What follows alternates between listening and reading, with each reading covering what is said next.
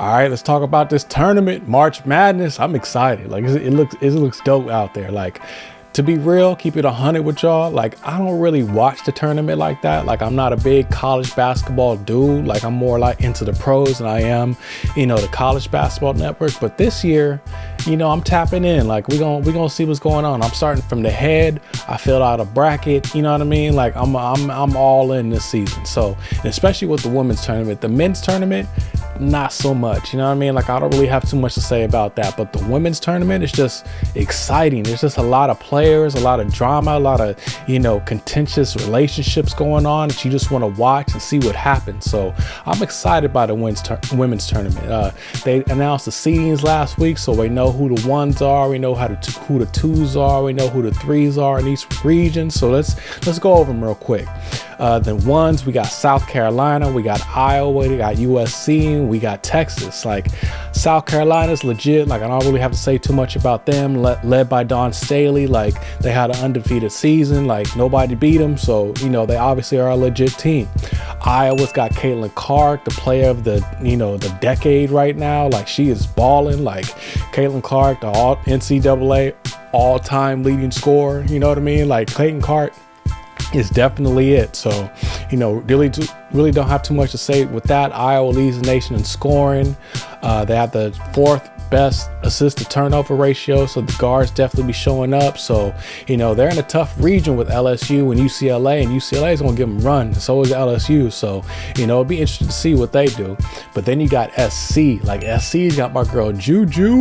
Juju is balling. Like I said, Juju is, she's definitely got next, and I can't wait to see what she does in the tournament. Like, she needs a little help from her team because her team is not as solid as you'd like them to be, but she showed up in the they showed up in the Pac-12 championship game. Like, they won that game, and Juju had a relatively quiet game. She didn't put up all those numbers she put up against Stanford the last time they played, and the rest of her team showed up. Like, she's got a whole bunch of Ivy League transfers on her team. So in my mind, they're a really smart team, obviously intelligent, and they're poised. You know what I mean? They understand the situation, the circumstances, and I don't think they're going to let it overwhelm them. So I really like SC. I like SC a lot, actually. And then you got Texas, and Texas is led by another freshman, Madison Booker. Like, Madison Booker is ill. Like, she's a point forward surrounded by 3-point shooters, so she definitely distributes the ball. She plays defense, has an elite inside game. Like, I really like Madison Booker. Like, she's another freshman that's coming up. Like I said, there's a lot of talent out on the women's field. Like, you want to talk about freshmen, and as far as number twos, you got to start with Notre Dame. Like, Notre Dame got this freshman named Hannah Hidalgo.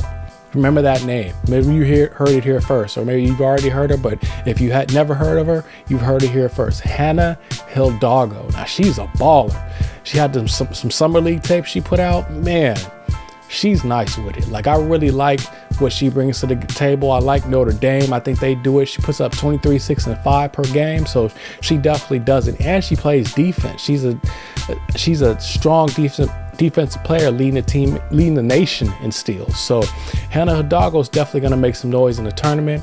Ohio State's a tough defensive team, but they took some tough losses during the season, so it's hard for me to imagine them doing anything. But they're definitely, they got the number 2 ranking, so they're definitely going to make some noise, I feel like. Then you got Stanford. Stanford is nice. They got Cameron Brink, senior, leading the nation in blocks. She's paired up with Kiki Urifin. That duo scores about 36, 37 points per game. So that's an awesome duo they got in Stanford. They just need some help on the front court. If they could get some forward help and some rebounds, and I think they would definitely do their thing. But Stanford's nice. They took a tough loss against SC and Juju and them in the Pac-12 championship game. So they definitely have something to prove going into the tournament. So I like their chances. And then you got UCLA, LA's other college team. Like, UCLA is balling. They got a squad. They got Charisma Osborne is a baller. They got Lauren Betts putting up 14 and 9. Like, I like what UCLA brings to the table. They lead the nation in rebounding, which is important because rebounds are a part of defense. So if you're a good rebounding team, I mean, you're a good defensive team, because the team you're playing against usually only gets one possession, one shot, because you're going to grab that rebound. So rebounds are a key ingredient when it comes to defense, and UCLA leads the nation in doing that. So, UCLA is going to be tough. I like what they bring to the table too.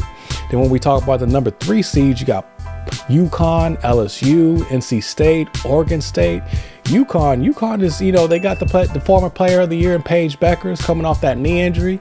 Right now, she's putting up, 2 steals and 1 block per game. So she's actually playing defense on top of playing that beautiful offense she got.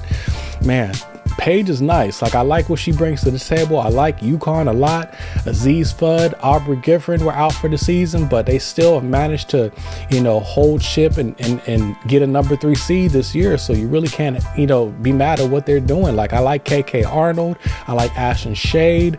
Like, I like what UConn is bringing. They're a strong number 3 seed. They were probably not the strongest, because you got LSU's a number 3 seed too.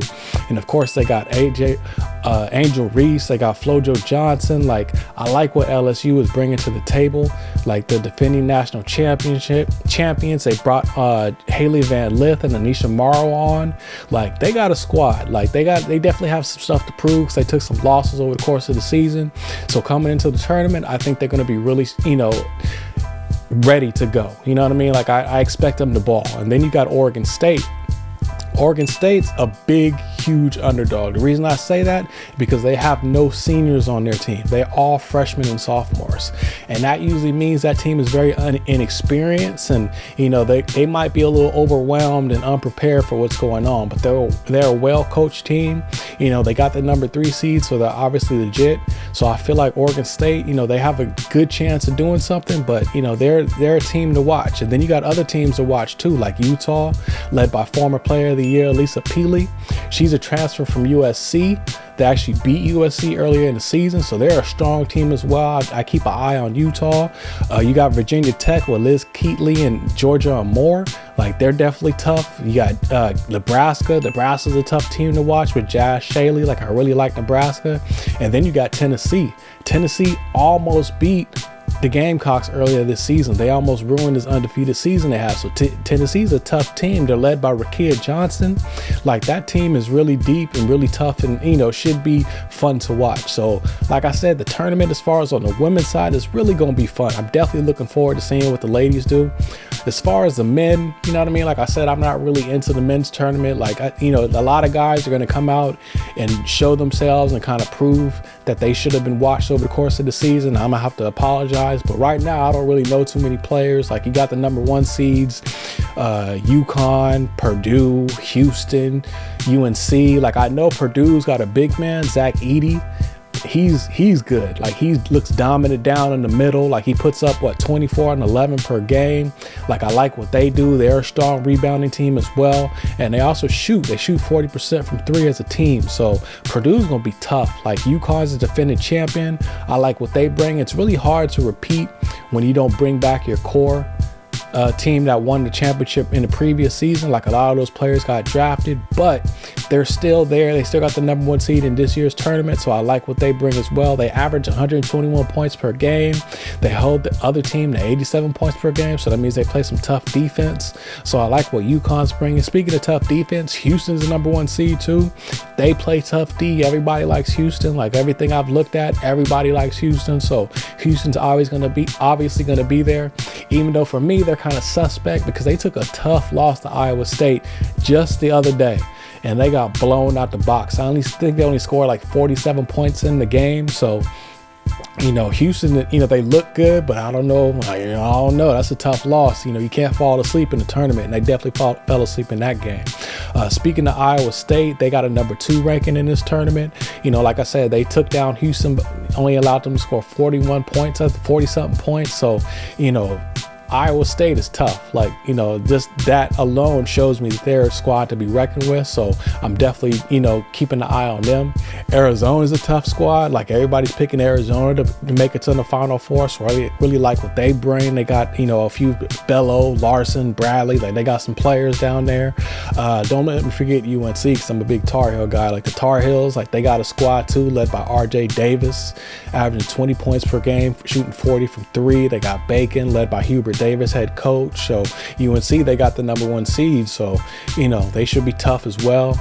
Who am I forgetting? Like Creighton. Creighton's supposed to be tough. They got a number 3 seed in this tournament. So like I said, I don't know too much about them. I don't know too much about a lot of the teams in this tournament as far as the men's side. So I'm gonna be watching and taking notes and kind of paying attention to what's going on, and we're gonna talk about it when you know, from week to week, and we're gonna, you know, chop it up about what's going on in the tournament, and I'm gonna watch it the whole tournament. Like, I'm kind of excited about it because, like I said, I ain't never watched college basketball before. I've never been a big tournament guy, but I'm locked in this year, so let's go. For even more content, check out the full show on YouTube, as well as podcasts on Apple and Spotify every Friday.